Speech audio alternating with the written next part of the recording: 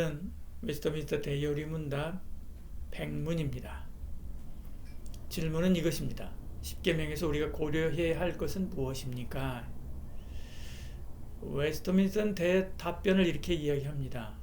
우리는 십계명에서 서문과 십계명 자체의 내용과 계명을 더욱 강화하기 위하여 그중 어떤 것에 첨부된 몇 가지 이유를 고찰해야만 한다.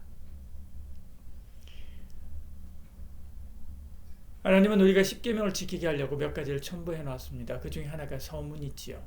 101문은 그 서문을 설명합니다.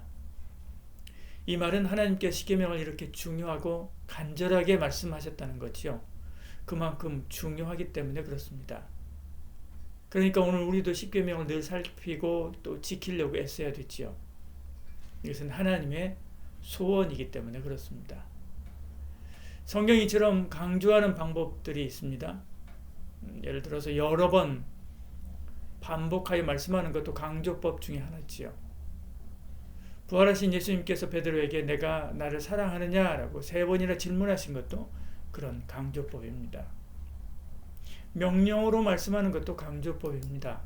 기뻐하라, 기도하라, 사랑하라 이렇게 말씀하는 것은 그것이 그만큼 중요하기 때문에 무게를 실어주는 것이지요. 비슷한 주제를 계속 다른 소재를 들어서 이야기하는 것도 강조법이지요. 예를 들어서 사사기에 계속되는 이스라엘의 배교를 말씀하는 것이나 열왕기 역대기서에서 이스라엘 왕들의 배교를 말씀하는 것들은 다 강조입니다. 성경은 이렇게 무한 반복되는 것이 많습니다. 성경을 읽다 보면 귀에 못이 박힌 것처럼 그것들이 가슴에 들어오게 되어 있지요. 십계명처럼 그 앞과 뒤에 마음의 준비를 시키는 것도 강조입니다. 교사가 시험에 나온다고 칠판에다가 별을 몇 개씩 그려가면서 강조하는 것처럼 그렇게 하는 것이기 때문에 그렇죠. 이런 강조를 두는 것은 하나님이 우리를 사랑하기 때문에 그렇습니다. 우리가 하나님의 뜻을 벗어나지 않고 복된 삶을 살기를 바라는 하나님의 소원이지요. 그러므로 엄히 듣고 순종해야 합니다.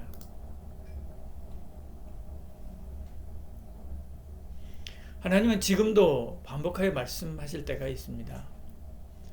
성경을 보아도 비슷한 내용의 성경이 계속 눈에 들어옵니다. 설교를 들어도 비슷한 내용이 가슴에 남습니다. 찬송을 들어도 비슷한 내용이 귀에 맴돌죠. 그것은 하나님이 지금 나에게 뭔가 말씀하고 계시는 것입니다.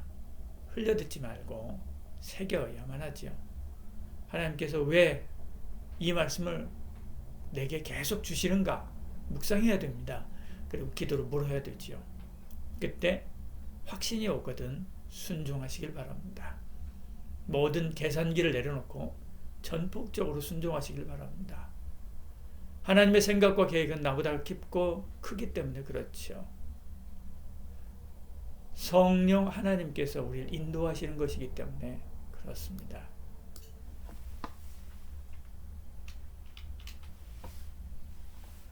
그리고 나도 그것에 집중해야 되지요. 나도 그것을 위해서 내 삶에 힘을 주어야 됩니다. 내 삶의 무게중심을 거기에 맞춰야 되는 거죠. 그렇지 않으면 넘어집니다. 줄타기를 하는 사람이 줄의 무게중심을 올려놓지 않으면 금방 떨어지고 말듯이요.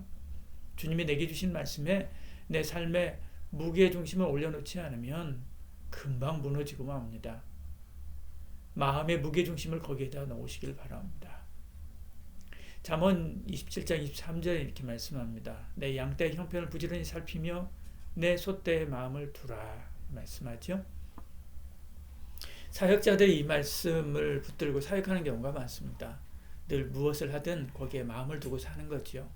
그 자신을 사역자로 부르신 하나님의 뜻에 순종하는 것이기 때문에 그렇습니다.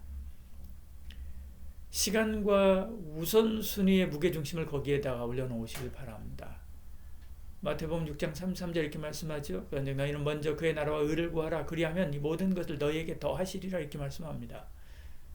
먼저와 나중에 있지요. 하나님이 가장 강조하시는 것에 먼저를 두어야 됩니다. 시간도 그렇습니다. 우리가 어떤 일을 이룰 때 기본적으로 필요한 것이 3가지입니다. 첫째는 자원이고, 둘째는 아이디어이고, 셋째는 시간이지요. 이 셋 중에 하나라도 없으면 실현 불가능합니다. 그 중에 하나가 시간이지요. 시간이 멈추면 모든 것이 멈춥니다. 시간을 무한대로 늘리면 아무리 재능이 부족하고 자원이 부족해도 큰 일을 이룰 수 있지요. 하나님의 말씀에 시간을 투자하십시오. 말씀을 읽고 배우는 데뿐만 아니라 강조하는 말씀을 실천하는 데도 시간을 투자해야 됩니다. 내가 가진 자원의 무게중심을 거기에 놓으시길 바랍니다. 하나님께서 우리에게 주신 유무형의 자원이 많이 있습니다. 그중 첫째는 달란트 사용의 무게중심을 거기에다 올려놔야 되는 거죠. 달란트를 주님이 내게 주시고 강조하신 말씀을 실현하는데 사용해야 됩니다. 그리고 또 그렇게 하라고 주님이 내게 주신 것이기 때문에 그렇죠. 직장에서 돈 버는 데만 사용해서는 안 됩니다. 예를 들어서 나의 전공이 교육입니다. 근데 학교에서 아이들 보는 것도 지긋지긋합니다. 주일에 와서 아이들 가르치는 것은 또 싫을 수 있지요. 특별한 경우가 아니라 가르치는 것이 하나님이 주신 재능이라고 한다면 그것을 적극 활용해서 주를 높여야 됩니다. 그것이 행복이지요. 하나님은 밥벌이 도구로 재능을 주신 것이 아닙니다. 재능은 곧 사명입니다. 재능은 곧 내 인생에 주신 하나님의 강조점이기도 하지요. 사회적 자원의 무게중심도 거기에다 올려놔야 됩니다. 내가 만나고 사랑하도록 부쳐주신 가족들, 친구들, 동네 사람들이 있습니다. 그들에게 말씀을 적용해야 되는 거죠. 사랑해야 됩니다. 섬겨야 됩니다. 복음 전해야 됩니다. 그들과 더불어 하나님의 나라를 세워가야만 하는 거죠. 좋은 사람을 붙여주셨다면 나도 그들에게 좋은 사람이 되어야 됩니다. 영적으로 좋은 사람 중에 좋은 사람이 바로 하나님 말씀을 나누는 사람이고요. 복음을 전해서 내게 생명 주신 사람입니다. 잊지 마십시오. 소유의 무게중심을 거기에다 올려놓으시길 바랍니다. 우리의 신앙과 삶을 단번에 알아보는 방법은 내 시간표와 가계부를 펼쳐보는 것입니다. 내가 남는 시간을 어디에다 쓰는가? 내가 남는 재물을 어디에다 쓰는가가 나의 정체입니다. 하나님이 내게 강조하신 말씀에 재물을 투자하십시오. 선교라면 선교에, 긍휼이라면 긍휼에, 말씀이라면 말씀 연구와 가르침에. 아무 투자 없이 말만 하는 것은 선동꾼에 불과합니다. 자기도 믿지 않는 것을 선전하는 몰입꾼이 있죠. 삶의 무게중심을 거기에다 올려놓으시길 바랍니다. 그래서 주님은 마음을 다하고 뜻을 다하고 힘을 다하여 주를 사랑하라 라고 이렇게 말씀했죠. 마태복음 22장 37절에요. 예수께서 이르시되 내 마음을 다하고 목숨을 다하고 뜻을 다하여 주 하나님을 사랑하라 하셨으니, 그리고 그 다음 절에 뭐라고 이야기합니까? 이것이 크고 첫째 되는 계명이요 이렇게 말씀합니다. 하나님은 성경에서 우리에게 강조하는 것이 많이 있습니다. 그것을 다 요약하면 10계명이 됩니다. 더 요약하면 하나님을 사랑하고 이웃을 사랑하는 것이 되죠. 더 요약하면 하나님을 사랑하는 것이 됩니다. 더 요약하면 하나님이 되는 거죠. 오직 하나님만 바라보고 그때로 살아가는 저와 여러분 되시기를 축복합니다. 기도하겠습니다. 주여, 성경을 통해서 우리에게 강조하신 말씀을 깨닫게 하여 주시옵소서. 오늘 우리에게 힘주어 말씀하신 주의 음성을 듣게 하여 주시옵소서.